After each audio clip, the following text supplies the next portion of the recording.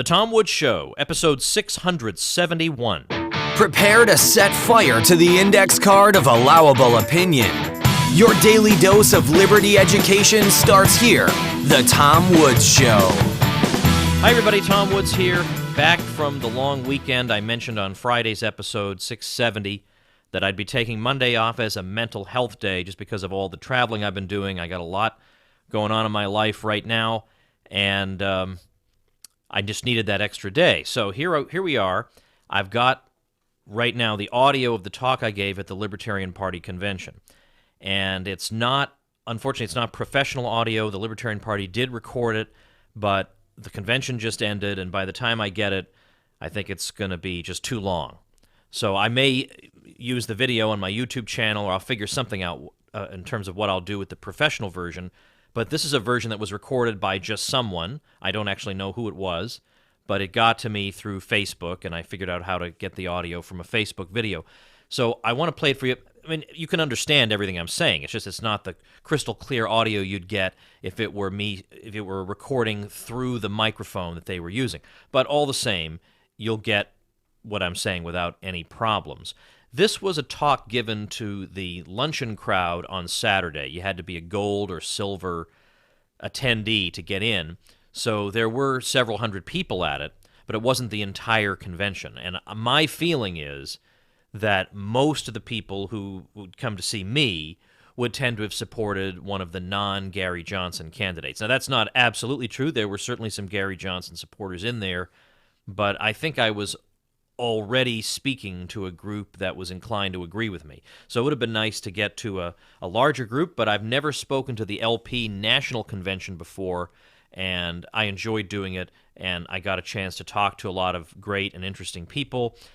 I will have an episode this week. It may be as early as tomorrow, episode 672, in which I just sit and talk about the Gary Johnson situation, because I'm not a fan of Gary Johnson. I have, as people who know me well will know, I've had good things to say about Gary Johnson in the past. I think he's done some courageous things.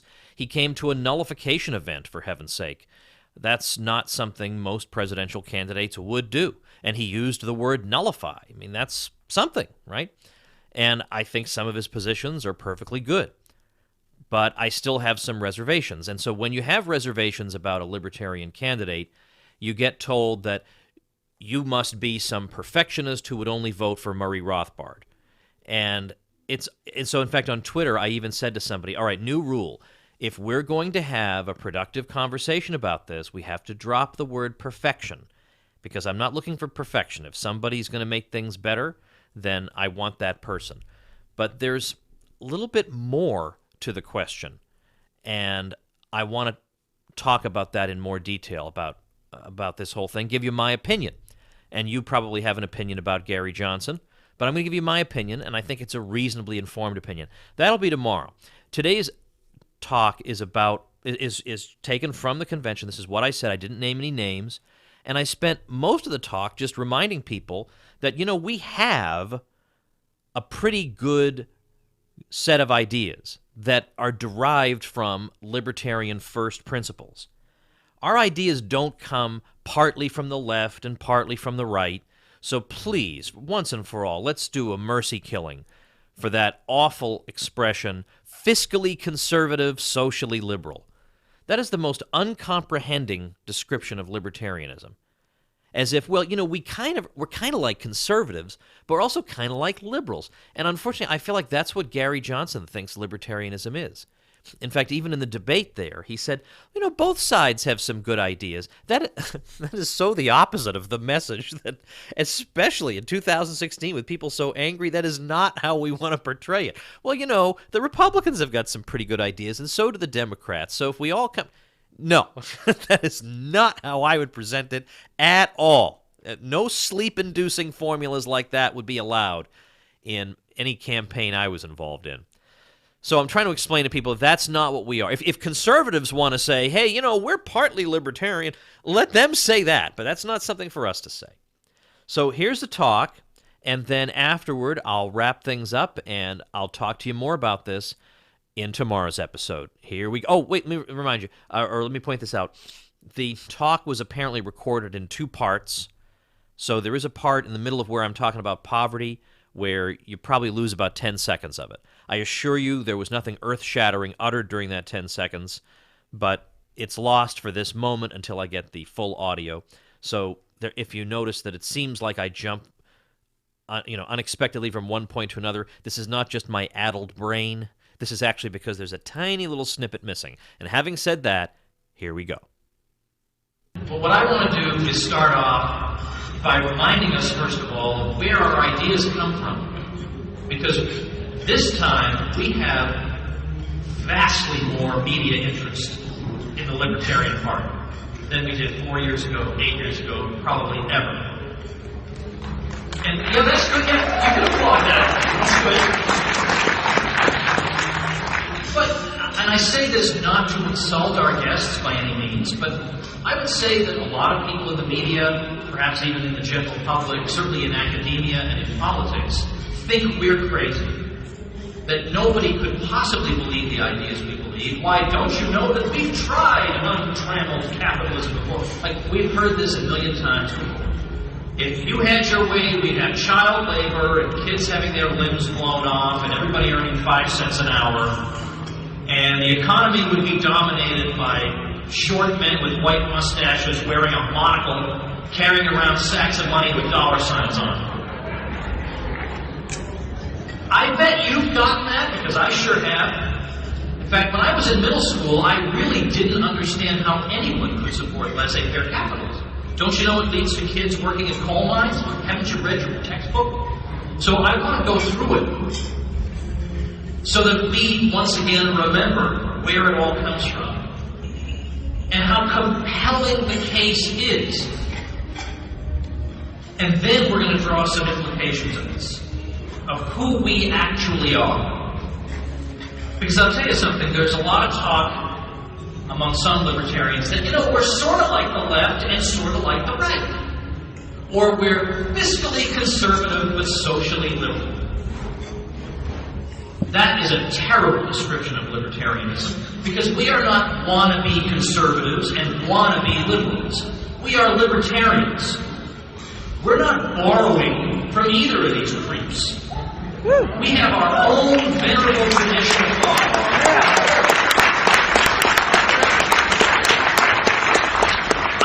To the day when the conservatives say, well, we're partly libertarian and partly... That'll be okay, not for us.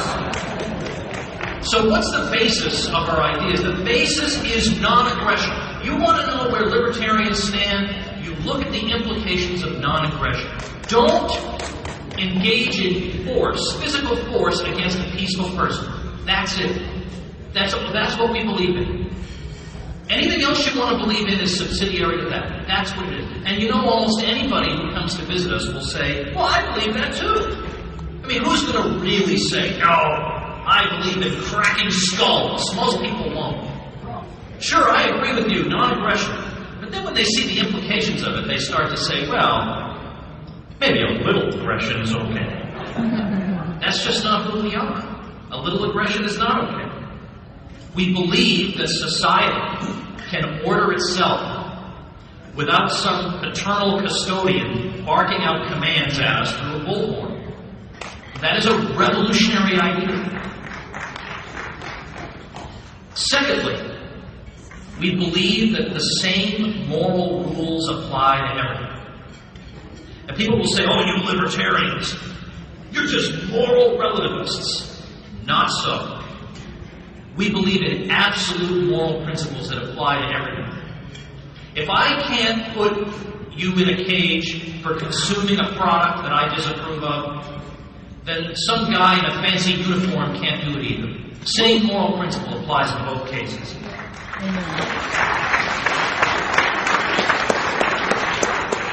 If I can't use violence to get you to contribute to my charity, even if it's a really, really worthy charity, then a whole group of people can't do it either. Or if we go out for dinner, there are 10 of us, and 9 of you say, well, we're 9 and you're only 1, so you're paying. We would say, well, this is a ridiculous outrage. What kind of moral principle is that? But that is the moral principle around which our whole system is based. So in other words, when it comes to politics, we have been taught to accept moral enormities we would never accept in private life. Now the school version that I learned starting in the 6th grade, the school version of the world, runs like this.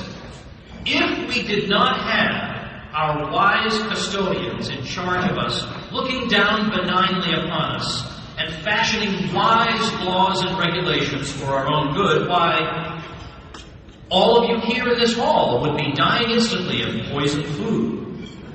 Everyone would earn 1 cent an hour, if even that. We would have no art to speak of, because, of course, until we got the National Endowment for the Arts in 1965, everybody knows there was no art in Western civilization. We'd have no science. Everybody would be an uneducated brute, worshipping Thor. But thank goodness we have the government to rescue us from all these things. How could anyone believe in libertarianism? Well, so I'm going to run through quickly, because I've got so much to tell you. I'm going to just run through quickly. When it comes to education, what was the most, in the 19th century, all the way through the 19th century, what was the most literate society in the face of the world? It was Britain, that basically had only private education. That's not supposed to happen.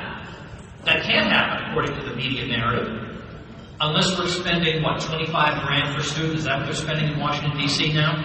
Whatever it is, okay? And in England, they were more literate than they are in the District of Columbia, with no government money. Or how about science? You think, oh, come on now. We can't be unreasonable. Even libertarians have to acknowledge that we need a gun in the ribs to take people's money to fund science, right? We know that. Can't have non-aggression there. Sometimes you've got to just be practical. So, oh yeah? Well, guess what? Let's look at examples. It turns out that in the 19th century, you know how much money the British spent? Public money they spent on science? 0. And who led the world in scientific discoveries and achievements? Of course, Britain. Meanwhile, who's spending money hand over fist? The French and the Germans. And they're way behind. Now, that's not something you learn in school. But I bet you, if it were the opposite, we would never hear the end of it. Right. If the British had spent and spent and spent, and then they were the best, and the French and the Germans spent nothing and they lagged behind, we would never hear the end of all the moral lectures about how backward and stupid our dumb principles are. But when it turns out our way, crickets. Or how about poverty? Oh my goodness, libertarians don't care about poverty. Oh yeah? Oh yeah? Look at the 20th century. Look at the progress that was made against poverty. Poverty, by today's standards, in the year 1900 was at 95%. You were measuring it by the standards of today. 95%. By the time the federal government finally began doing much of anything about it, which was after the Great Society, and it was really Richard Nixon who started to fund the Great Society. And by the way, Richard Nixon indirectly created the Libertarian Party by being so terrible. So we do indirectly acknowledge that. Thanks for your terribleness. But at that time, when the government got involved, the progress against poverty, with poverty falling, began to plateau. Now again, imagine if it had been the opposite. Imagine we'd been spending government money year after year and poverty fell, and then libertarians took over and we stopped winning this war on poverty. We would never hear the end of it. But when it turns out our way, crickets. Or I'll just give a quick example, safety, because apparently libertarians, we don't care about safety. We want you to drink a glass of water and die instantly. We want your computer monitor to explode in your face. We want a giant spike to come through your steering wheel, right through your skull. So I should say a brief word about this. There's so much more that can be said. I have a book, by the way. I have a book table out there. This book called Rollback. It has basically everything you've ever had to deal with, like all these arguments is all in there in more detail. But take, for example, the National Highway Traffic Safety Administration started in the mid-60s-ish. And ever since then, the number of traffic fatalities per mile traveled has fallen 3.5% a year. They say, doesn't this go to show that thanks to the government you're getting safer. But you know what they don't bother to ask? What was the rate of decline before they started this agency? 3.5% a year. Or OSHA, occupational safety and health. My goodness, steel beams would be falling on your head if it wasn't for OSHA looking after you. Because just look at the numbers. After we started OSHA in the early 70s, we got workplace fatalities going down. But you know what they don't ask? What was the trend in workplace fatalities before we got OSHA? Do you think any of the media people have any idea what the answer to that question is? In fact, workplace fatalities and injuries were falling 70% faster before we even got OSHA. Nobody knows that. So this is what I mean. The case for our position is not that difficult to make, because everybody can understand the basic moral principle of non-aggression. And anybody can understand these basic statistics about some of the areas in which we're supposedly weak, because supposedly we'd be weak on safety and so on and on. But it turns out we're not so weak on it. And when it comes to poverty, well, what's been the trend in the development of markets around the world over the past 2 centuries? It's been the liberalization, the opening up of markets. And as markets have opened, poverty has fallen dramatically. Absolute poverty, which is a measure economists have been known to use, was at 85% in the year 1820. And in fact, there's been so little acknowledgement. I mean, wouldn't you think there'd be one headline about this once in a while? You know, we're doing better against poverty than ever before in history. I'm telling you, if you were to ask 10 people on the street, how do you think we're doing against poverty? I would bet you at least 7 out of the 10 would say it's worse than ever, right? I bet the Bernie Sanders people all think it's worse than ever. I bet any college graduate today thinks it's worse than ever. It's better than ever, and it's so much better, it's almost laughable. Nobody knows this. And incidentally, if you want to increase the standard of living, the formula we're being given is not to expand markets, it's to raise the minimum wage. So my old friend Walter Block said, just at a conference last week, he made an excellent point. He said, isn't that funny? We have people on the left who say they favor foreign aid for poor countries. And they also favor, in the United States, the minimum wage. Well, why don't we tell them, if it's that easy to make everybody richer, just tell those poor countries you don't need any aid, just raise your minimum wage.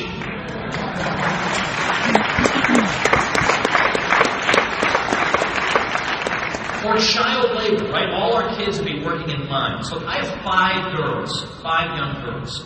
Ain't no way to let my girls work in a mine. How did that happen then? Why was there child labor? You know, the thing is, sometimes we're being asked to answer the wrong question. Sometimes we're being asked, why is there poverty? When the correct question is, why is there wealth? Poverty is the natural human condition. We were not born into this world as a species with Cadillacs. We were born impoverished. Wealth is what needs to be explained. Likewise, it's not child labor that needs to be explained. It's the absence of child labor. Because child labor has existed since the beginning of time. And is that because they were all terrible parents up until the 20th century? Or all the terrible parents all decided to move to Bangladesh in 1960 or something, and that's why there's so much child poverty? Even the International Labor Organization admits the reason you have child labor is that these families will starve without it. Now, does that mean I support child labor? What it means is, I'm not going to be one of these moronic leftists who signs a petition to get rid of child labor in Bangladesh or Nepal or whatever, only to find out that Oxfam discovers that what happened to these kids is they either starved to death or went into prostitution.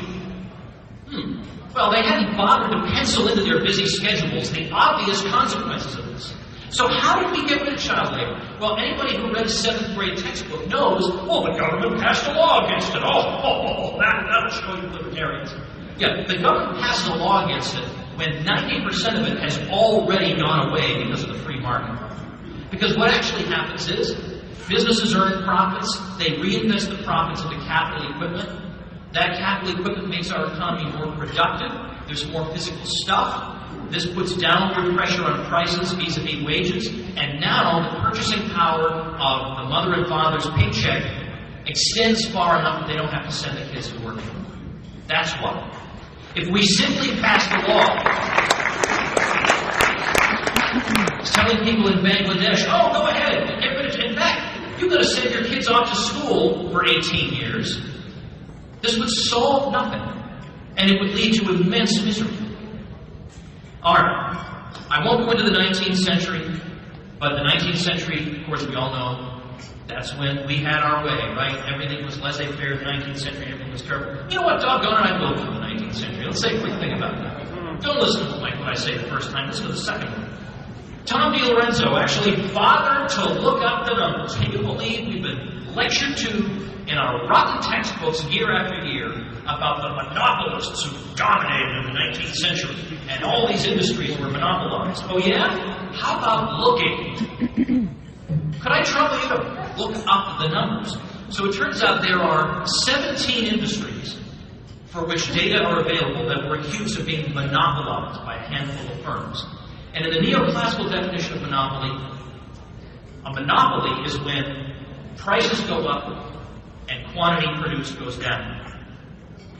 And yet when we look at these 17 industries, with the one exception of castor oil, I think the country could get by with that. With the one exception of castor oil, the allegedly monopolized industries were lowering prices faster than any other industries in the economy. And they were increasing their output faster than any other industries in the economy. But there's a lot more to be said about that, but I have forsworn to discuss it. Oh, but what about Scandinavia? Don't you know Denmark is such a great place? Don't you people know that Sweden exists? Haven't you heard Bernie Sanders talk about Sweden? All right. I'm going to say a couple quick things about Sweden and also Norway. By the way, Norway, if you'd like your taxes to be 70%, well, yeah, you will get some free stuff. It would be a miracle if you didn't. Well, how about Denmark? All right, well, it turns out you look at Denmark and where it ranks on the Economic Freedom of the World Index, it's higher than the U.S. when it comes to property rights protection, legal system, openness to international trade, sound money. Well, that's not what the New York Times told me. You don't say. And it turns out, yeah, that's right, we could be against the New York Times. I'm against the New York Times. The New York Times might even go out of existence in our lifetimes. What a glorious development that is. All right. In Denmark, 3 of their 98 municipalities, only 3, will have a majority of people working. 3. And that's a combination of the aging of the labor force, which is also encouraged by the welfare state not reproducing enough. And secondly, by all the benefits, all the welfare state benefits. It's 9% of the potential labor force has lifetime disability. That is huge. That's impossible. So they've started slashing the benefits, unemployment benefits. They've slashed the term you can receive them in half. They're going the other direction from where Bernie wants them. So it turns out the Sweden and Denmark story is quite different. In fact, Sweden became wealthy because it was free market. That's how it became wealthy. It's the old saying of how do you acquire a small fortune? Answer: you start with a big fortune and you blow a lot of it, you wind up with a small fortune. That's the secret to where Sweden is. It started out because it avoided war and it had a basically free market. And even into the 1950s, it had lower government spending in terms of GDP than the U.S. did. And then you got the welfare state. Yeah, okay, it had built up the money that it could have to spend on that stuff. But by the mid-1990s, the number of net private sector jobs created in Sweden was 0. Wow. Yeah, and you know, I didn't read that in the New York Times either. So the libertarian case is pretty darn good. Pretty good. We're not crazy after all. Well, you know, there is a guy walking around with a boot on his head, so I'm not going to say we're not crazy. I say that affectionately, you all understand. What they'll throw at you right now, though, is what about that financial crisis? Wasn't that capitalism run amok? Don't you libertarians have a lot to answer for because of that? Okay. Yeah, because we had supposedly deregulation. All right. Well, first of all, I have to say, because I had a great guest on my show, TomWoods.com. I did a show on deregulation of the financial crisis. We went through the so-called repeal of Glass-Steagall and the Commodity Futures Modernization Act. These are completely irrelevant to the financial financial crisis, which would have occurred exactly the way it did, and to the exact extent that it did, regardless of what had been done in those cases. Secondly, oh yeah, we've cut back on regulation, sure. Spending on financial regulation since 1980, in real terms, adjusting for inflation, has tripled. And it increased under that laissez-faire George W. Bush, by the way. I say it laissez-faire somewhat ironically. On the eve of the financial crisis, on the state and federal level, the number of agencies given the task of regulating the financial sector was 115. Not enough regulation going on. If only we had 116 agencies, that would have done the trick. What is wrong with these people? You look at all these bad mortgages, 75% of them are on the books of Fannie and Freddie. They're on the books of basically a so-called public-private partnership that got government guarantees that everybody knew about. That was obvious. And the Federal Reserve. And we're not supposed to talk about the Federal Reserve. The Bernie people will talk about everything in the world, but almost never will Janet Yellen get blamed for anything, or Ben Bernanke or Alan Greenspan. These people coast by. That's just the way they like it, totally undetected. All right, you guys all know the lessons of I pencil, right? But this is also part of our message that even without coercion, we don't need a pencil czar ordering people around saying, you go chop down the wood and you manufacture the paint and you refine the oil for the gasoline to transport the paint and you make the rubber for the tires for the vehicle transporting the paint and whatever. When you think about it, as you all know from Leonard Read and Milton Friedman, making a pencil is actually extremely complicated. There are many, many production processes to produce them that have to come together at just the right time and in just the right quantities and with no surpluses or shortages. And yet that happens all the time, every day. In fact, you see a pencil on the ground and you pretty much ignore it, spit on it, right? You should be looking at it saying, wow, what a miracle of peaceful commerce together. Because that is what it is. It's extraordinary. And we're not taught to appreciate that, because in school, are we taught to appreciate how markets coordinate production without a guy with a bullhorn? Of course not. We're taught how a bill becomes a law. Oh, so we all know how the government can get things done. We have no idea how we get things done. You know, they say libertarians think we should do nothing. It depends on what you mean by we. They should do nothing. We can get a lot done.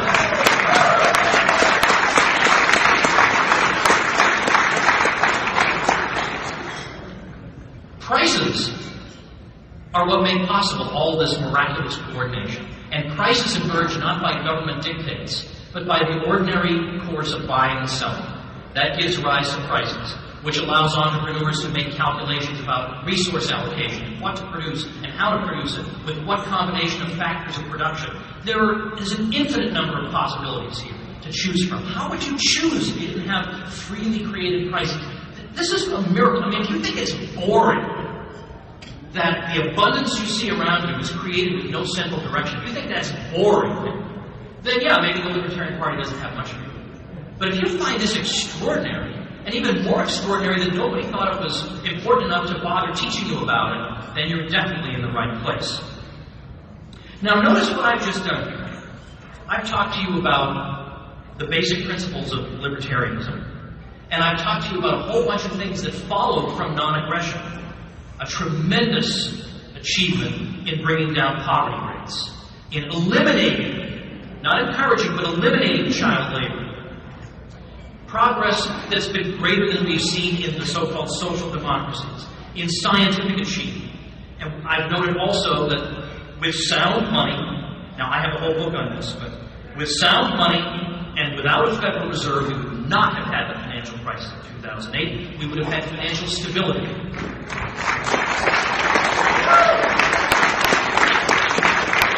And yes, I know there were financial crises in the 19th century, but I dealt with that in Rollback and Meltdown, my two books on this general subject. But now notice in doing this, I did not have to borrow a little bit from the left and a little bit from the right. I didn't have to borrow from conservatism or borrow from liberalism.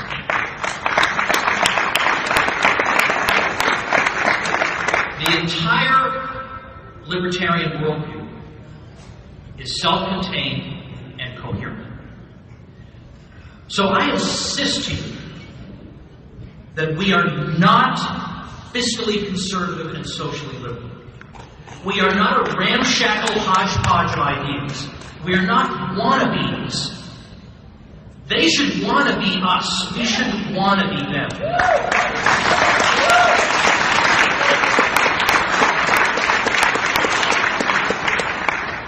We hold the most principled and consistent set of political ideas, I dare say, of any party anywhere in the world, and we should be proud of them and not run away from them or sugarcoat it or try to make it acceptable to people. And I say that not as somebody who doesn't want to reach out to people. All I do is reach out to people. I wrote a book on, I don't have it with me, but I wrote a book on an anti-war book with a guy from the left. Because I thought, well, he's against mass murder and so am I, so that's a pretty good start for a collaboration and a friendship. And we did this anti-war book together. I'm perfectly happy to talk to anybody who will listen. I have converted many, many, many neoconservatives over to libertarianism, partly because I used to be one. I was a neoconservative. Yeah, I know this is being recorded, but people know this about me already. I grew up a neoconservative because I didn't have enough intellectual originality to think up libertarianism or to look for you guys. So I grew up thinking, well, I don't like Mike Dukakis. Some people remember Mike Dukakis. I'm not the only one, right? Don't applaud Mike Dukakis. I just wanted to know. Or, I didn't like Bill Clinton. So I thought, well, hey, I guess I support whatever the Republican Party supports. And so I would look at their positions, and then after the fact, I would discover rationalizations for those positions. We've all been there, probably, at least a lot of us, in one party or another. And then I discovered libertarianism. And it just blew my mind. It's like my head exploded. Wait a minute, hold on. You mean to tell me that all of our political options are not exhausted by Clinton versus Bush? Are you telling me that? And I'll tell you something, I am sure you're like me, that people, when they hear that you are opposed to President Obama, they say, oh yeah, I'm sure Sean Hannity would be a lot better. Oh. What kind of a stunted world is it in which those are the two choices? Really? Come on. Now, in this particular election cycle, the Libertarian Party is going to get more attention because the media hates Donald Trump's guts. Yay. Anything it can do to stick it to him, they'll do. So it's not so much that NBC reporters, let's say, are suddenly reading Murray Rothbard and Ludwig von Mises. Nothing would please me more than if that were the case. But the question now is, with people looking to the Libertarian Party more than ever, and more inclined to give us a hearing, the question is that we have to ask ourselves, what do we want people to discover when they get here? In my view, one of the most important principles of marketing is product differentiation. So bear in mind product differentiation, and secondly, lessons from 2012, 2008, and 2016. These were election cycles in which there were big surprises. Obviously, Ron Paul was a big surprise. Nobody thought he would get millions of votes, and he did.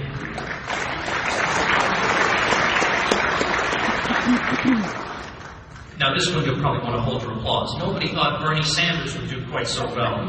Crickets, right? Nobody thought, but you got to hand it to him. He had every disadvantage in the world you could possibly imagine. And in a way, he's turned the disadvantages to his advantage by portraying himself as the underdog against the machine politician. Very clever. This year, we were all supposed to go out and vote for Jeb Bush. That was the guy, and I know this is a sensitive subject here in Orlando, right? I get it. But that's the guy we were supposed to vote for. And he tanked. He crashed and burned.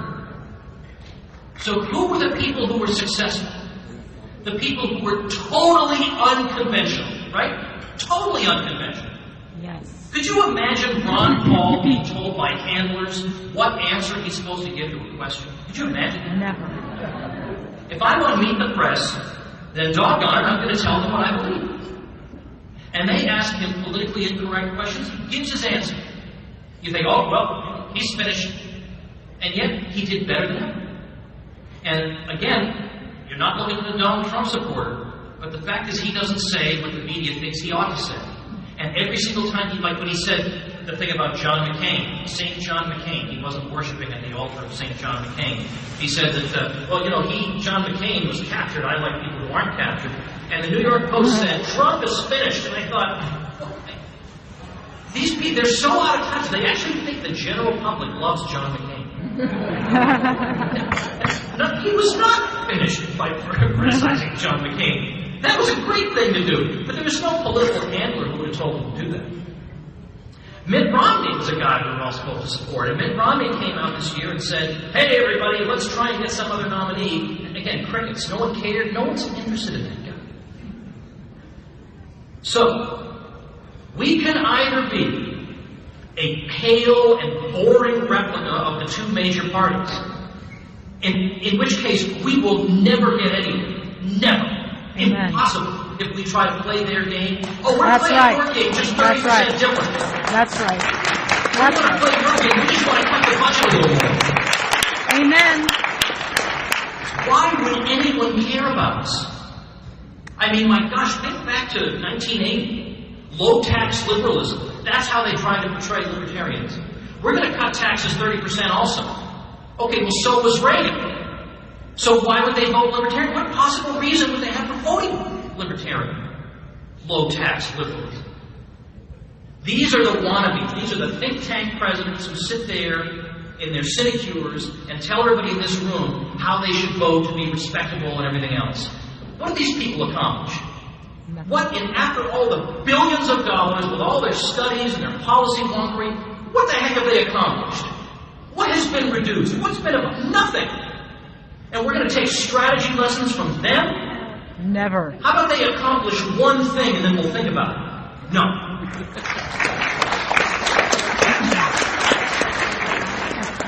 On the other hand, we can be radically and excitingly different and unlike anything people have seen before. That, and not sleep-inducing policy wonkery, is what attracts attention and energy. Go, John. That's why Bernie Sanders is doing well. Because he says things no one else has said. And that's why he got the young people. And Rand Paul didn't. He did not attract the young people. And we were all told his strategy is going to be great. He's going to get all those young people going to come out from the universities and vote for him in the Iowa caucuses. Okay, those people are no longer employed, but I hope they're never employed again. Or they're employed for my worst enemy. That strategy did not work at all. We're pussyfooting around important issues. If people can't get a straight answer out of the Libertarian Party, then we might as well just close up shop. Right.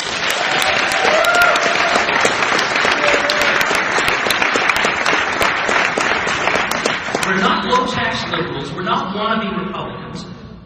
How about we just be libertarians for a change and let the chips fall where they may? No apologies. That's right. And by the way, as I say, I am very happy to work with anybody.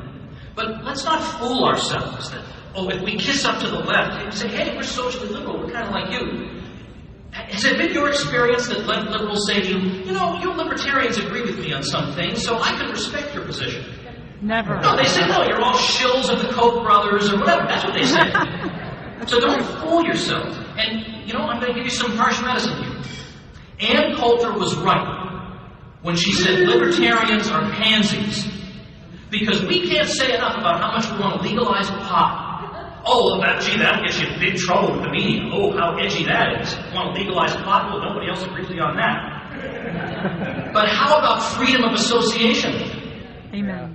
All the DC think tanks and the chic magazines can't run away from that one fast enough. But either we believe in peace and non-aggression, or we do not. And so if it takes us into areas that are unpopular, then that's where we need to go and explain it.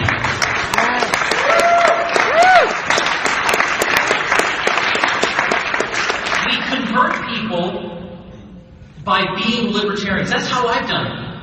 By being libertarians who stand for something, even when what we stand for takes us to unpopular places. Ron Paul did not have any fear about going to unpopular places. He will be remembered in history. His books will still be read. Who the heck is going to read Mitt Romney's book even today? It's in the remainder bin already.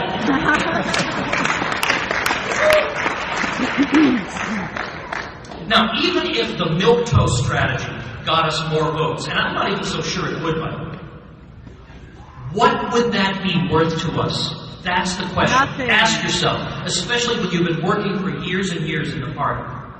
Is it worth it to us so that libertarians can hear equally boring drones who also say they want to cut the budget too? No one believes these pledges from anybody anymore.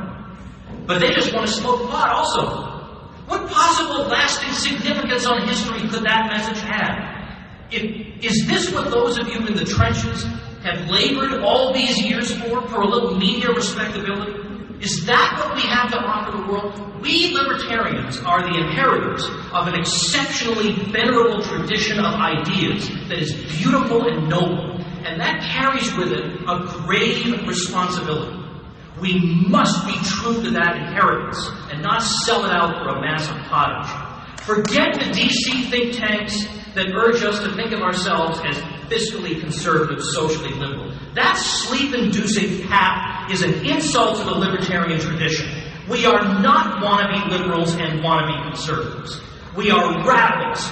We oppose the initiation of violence in social relations across the board. We oppose the empire and the warfare state. And even though it's embarrassing to the think tanks, we also oppose the Federal Reserve. These are think tanks who have the Fed chairman over to a cocktail party, and they're going to lecture us on strategy. They can go screw themselves.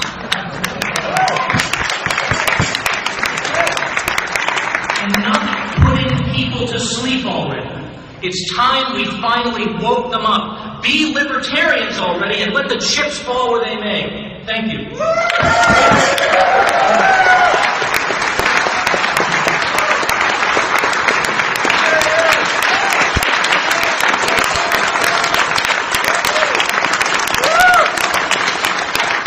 All right, everybody, that's going to do it for today. Make sure and listen tomorrow. It's not linked yet because it's tomorrow and this is still today. TomWoods.com/672.